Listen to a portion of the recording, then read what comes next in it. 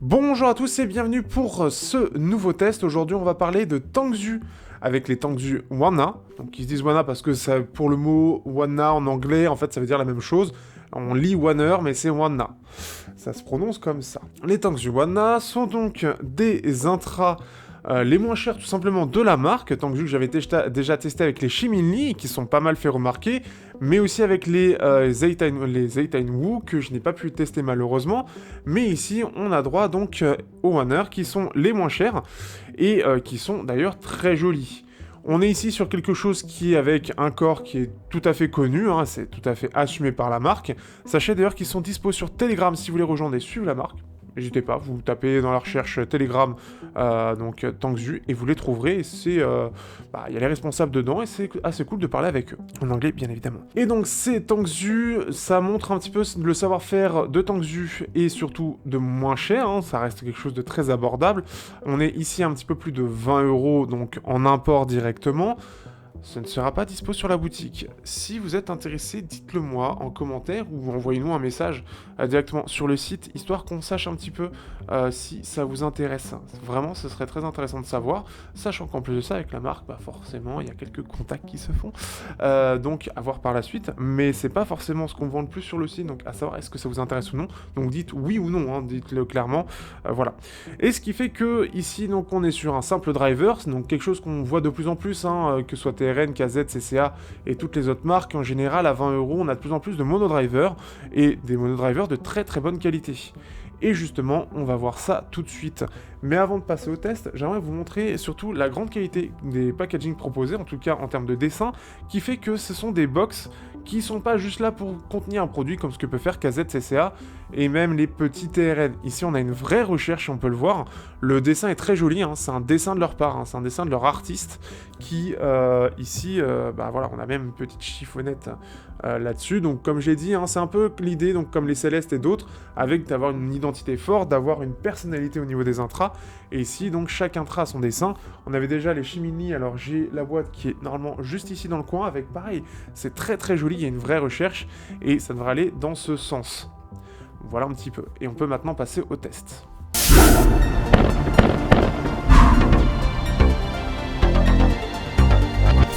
Au niveau du design, on reste sur une marque qui reste relativement jeune, donc pour investir en termes de qualité, forcément, c'est encore compliqué. On se retrouve donc avec quelque chose qu'on connaît déjà depuis très longtemps, puisque les CCA CA4 utilisaient le même corps, donc on est vraiment sur quelque chose d'assez, entre guillemets, vieux, mais toujours très efficace. J'aime beaucoup le design, qui est vraiment joli, j'apprécie vraiment ce corps-là, et c'est dommage que je trouve qu'il n'est pas plus utilisé, mais ici, en tout cas, on a déjà un design, donc au corps, on a deux choix, un blanc-noir, et transparent, donc on peut voir le driver au besoin. Ce qui est d'ailleurs assez drôle, c'est qu'on peut voir le nom de la marque sur le driver, puisque c'est leur propre driver dedans. Donc ça, c'est une chose à savoir, ils font des drivers. On a, que ce soit en blanc ou en noir, la faceplate est différente.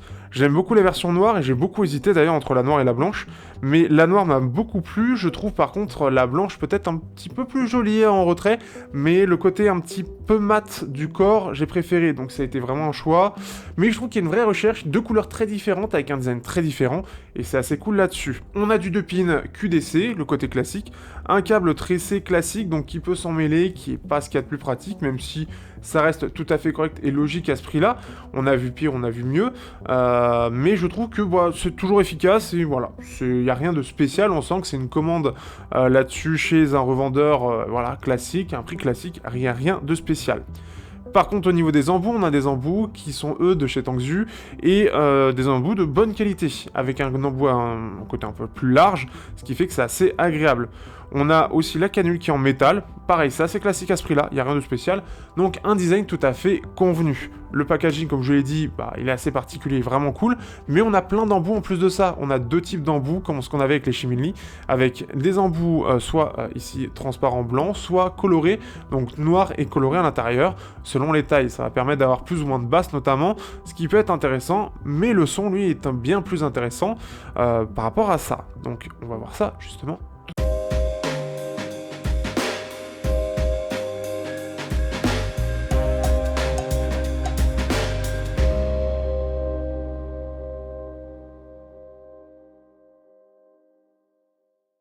Au niveau de la qualité sonore, on est donc sur un monodriver de 10 mm, quelque chose d'assez classique, et surtout à l'heure actuelle. On perd un petit peu ce côté multidriver, et surtout chez Mini n'est pas vraiment multidriver à l'heure actuelle.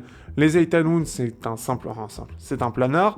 Les Shimini, c'est un monodriver de 10 mm. Ici, on est sur du 10 mm. On est sur leur propre driver. Comme j'ai dit avant, on peut lire l'inscription Tangzu. C'est vraiment leur driver. C'est vraiment eux qui le font. Et ils l'ont confirmé d'ailleurs sur leur Telegram.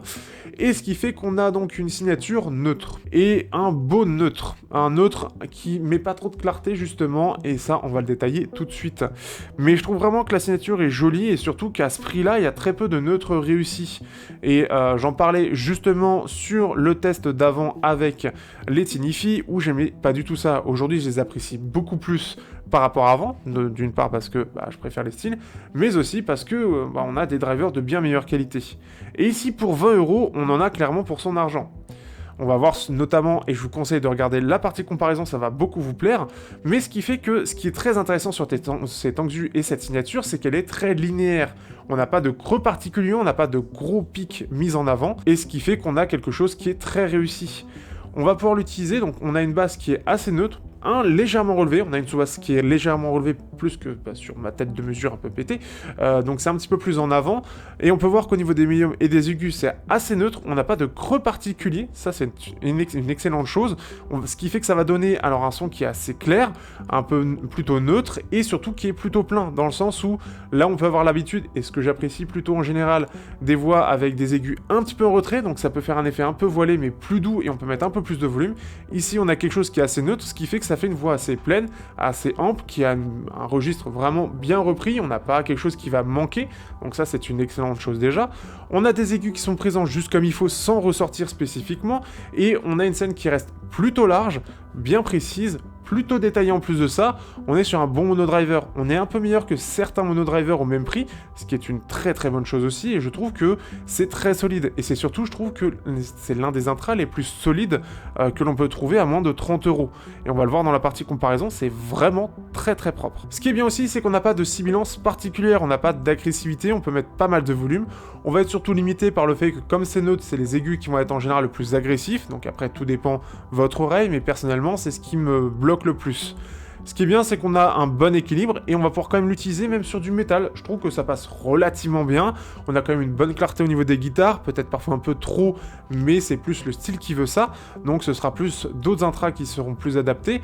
Mais en tout cas, techniquement, ça reste plutôt correct. On est loin de ce qu'on avait il y a quelques années sur mes premiers tests où ça ne passait pas du tout. Ici, ça reste très correct avec un rendu très naturel.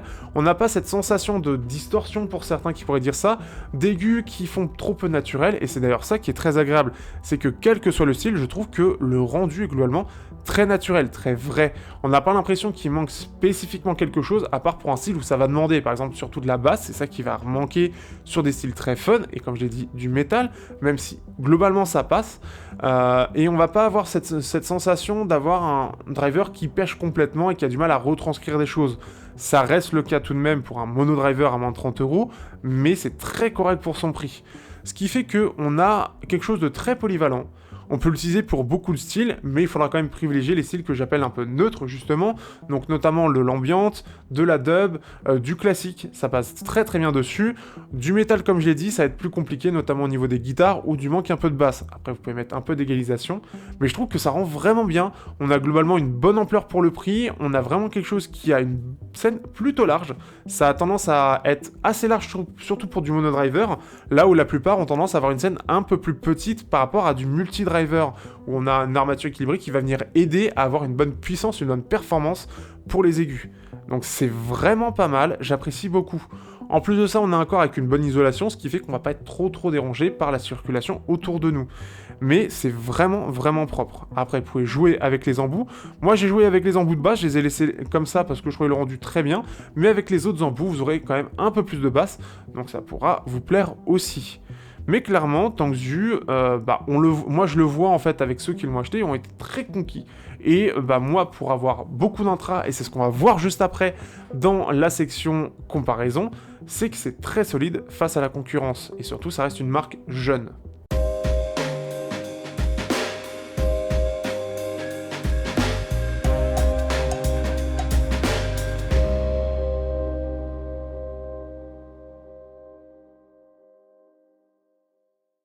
On va donc pouvoir comparer face à pas mal de concurrence, et on terminera avec les Shimili de Tongzhu, donc avec un prix qui est un peu supérieur. On va commencer avec les Teren MT3 qui sont sortis il n'y a pas très longtemps, notamment avec des nouveaux embouts pour une partie. Aujourd'hui, c'est avec les embouts standards, donc le test représente fidèlement à ce à quoi ça ressemble. Et on commence donc, on est à peu près sur le même prix, sauf qu'on a un corps en métal du côté des MT3, donc un peu plus lourd. Et donc c'est un peu plus dans ce corps qu'il va y avoir du prix. Au niveau du driver, il semble avoir un petit peu la même qualité de driver, mais par contre la signature est un peu différente. D'une part parce qu'on a à peu près la même chose, mais c'est surtout qu'on a un gros pic à 10 kHz qui est très présent et qui va être assez agressif. Et ça va se ressentir parce que ça va même créer de la sibilance, hein, notamment sur certaines voix où on va sentir que le S va être assez agressif, fatigant, on va un peu trop ressortir.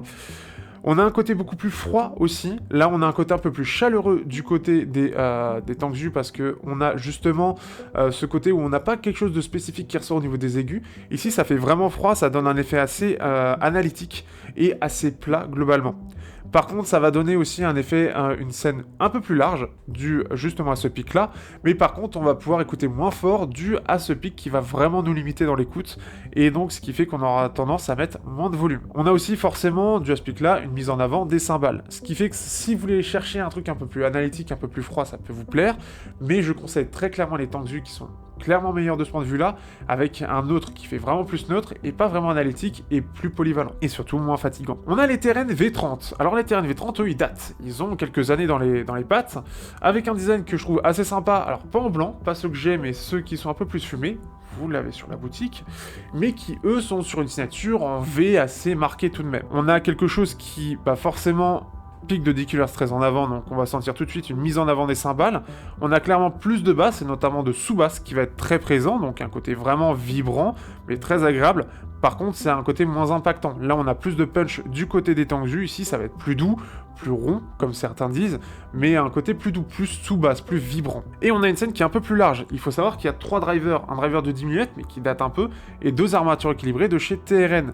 Et ce qui fait que ça va aider pour le côté technique, justement. On a quelque chose qui est un peu plus clair et un peu plus sibilant aussi. On a quelque chose d'un peu plus agressif dû à ce pic-là, et des médiums qui sont un peu moins intelligibles. Et comme je l'ai dit justement, on est sur un driver dynamique qui est moins performant, ce qui fait qu'au niveau des médiums, on va avoir quelque chose qui est un peu moins technique. Donc c'est plus fun, mais un peu moins technique. Ils commencent à être un petit peu vieux, et le monodriver rattrape ce manque de technique. On a les Flaudio Kala que j'ai testé il n'y a pas très longtemps, et qui sont très réussis. C'est une filiale d'AudioSense, en tout cas AudioSense pour l'instant ils sont assez discrets, mais en tout cas les Kala sont assez intéressants. On peut les avoir pour une trentaine d'euros, normalement, et ce qui fait que c'est intéressant parce qu'on a un driver dynamique aussi de 10 mm, je me suis concentré un peu là-dessus, et vous le verrez pour celui d'après, mais ce qui fait qu'on a une scène plus large, on a quelque chose qui est plus basseux, mais on a un retrait un peu plus prenant des aigus. On voit le creux, en fait, sur justement la petite fiche de comparaison. On a des extrêmes qui sont un peu plus en avant pour faire ressortir la scène, justement, et ça se sent. Ce qui fait que ça donne quand même un effet un peu moins naturel parce qu'on va voir le bas des aigus qui est un petit peu en retrait, mais le haut des aigus qui ressort un peu plus, ce qui fait que ça donne un côté un peu plus clair, et je trouve que ça donne un côté un peu moins naturel au Tangzu. La voix fait un peu plus voilée, et donc justement par ce creux dans les aigus, et ce qui fait que c'est un peu plus fun pour des styles, enfin ça va être entre guillemets un peu plus polyvalent. Parce que comme on a ce retrait un peu d'aigu, notamment pour du métal ou du rock, au niveau de la guitare, ça va être un petit peu moins agressif. Par contre, au niveau des voix, on a moins ce rendu un peu plein, un peu complet. Donc c'est un peu ça la différence, ça donne un effet un peu moins naturel, mais par contre c'est un peu plus polyvalent puisqu'on a donc un petit peu plus de basse, et ces aigus en retrait vont aider à ça. On a un côté un peu plus chaleureux, donc pour du rock ou du métal ou de l'électro, ça passera un peu mieux. On a tout en pouvant l'utiliser complètement sur de la dub, de l'ambiance, du classique, que vous pouvez retrouver en playlist dans la description. On a les KZ ESX qui sont donc sortis pour les 10 ans de KZ. On est sur globalement d'ailleurs le même design, et ce qui fait que on est à peu près pareil sur le même prix. On est sur du 10 mm aussi, et on a une scène qui est moins large, qui fait même assez étriquée. On a quelque chose qui fait clairement moins dynamique, en tout cas par rapport aux autres intras, je trouve que ça se ressent tout de suite. Des aigus qui font moins naturel, on a une basse qui est quand même aussi profonde, c'est quand même moins détaillé aussi dans les médiums. Je trouve que le driver, lui, il fait un peu inférieur. On est à peu près sur la même chose, mais avec un peu plus de basse globalement. mais techniquement c'est en dessous, et ce qui fait que bah, même si on doit avoir quelque chose d'un peu plus basseux, dans la réalité comme ça moins de dynamique, ça fait plus plat et c'est plus chiant. Là où je trouve que le Tangsu étant plus neutre, bah on s'amuse plus dessus. Pour terminer, les Shimili, donc de la même marque, alors eux ils ont un design qui est de bien meilleure qualité puisqu'on est sur un peu comme les MT3 hein, en termes de design, il y a un rapprochement, on sent que il y a un peu le même designer peut-être derrière, je ne sais pas, mais il y a eu la même influence en tout cas, et on est sur du métal assez lourd déjà, mais très réussi. Sachez que vous l'avez sur la boutique et que ça vaut vraiment le détour. La signature, elle, est très orientée au niveau des médiums, ce qui fait que ça va mettre en avant les voix, et notamment les voix claires. C'est un driver dynamique de 10 mm, et on a quelque chose de vraiment bonne qualité. On a quelque chose qui est plus ample déjà, ça se ressent tout de suite. Par contre, on a une basse qui est moins présente, et notamment en fait la sous-basse où elle est un petit peu coupée, ça se voit d'ailleurs sur la comparaison entre les deux courbes, et ce qui fait que ce sera moins fun hein, forcément. Ça va se ressentir. Par contre, c'est clairement plus détaillé, notamment au niveau des médiums. Ceux qui veulent mettre ça en avant, vous allez vraiment apprécier et peut-être redécouvrir pour certains qui n'ont pas encore mis beaucoup de budget dedans, certaines voix, certaines musiques qui mettent en avant. Donc par exemple, pour de la variété, c'est très très bien. On a une meilleure scène, plus large, notamment dû à ce côté technique, donc une meilleure extension dans les aigus, et on a un côté vraiment plus technique, et notamment une meilleure séparation des instruments qui va clairement se ressentir. Ce qui fait que les Shimili sont vraiment meilleurs, mais avec une signature un peu différente. Là où on a un côté un peu plus passe-partout du côté de ces petits Wana, les Shimili, eux, sont plus orientés médium, donc un petit peu moins passe-partout, mais sont très plaisants et surtout techniquement très bons pour ce qui est du monodriver. Et ce qui fait que justement, pour le prix qu'on a, franchement, découvrir un monodriver de cette qualité, et surtout avec une bonne dynamique, une bonne extension dans les aigus, quelque chose de bien maîtrisé au niveau de la signature, on a quelque chose qui est vraiment complet, et que je trouve que pour découvrir la Chi-Fi et des intras neutres qui soient vraiment agréables à écouter, c'est vraiment cool. On a une vraie évolution, et ça va être ma conclusion, sur ces intras neutres vraiment pas chers.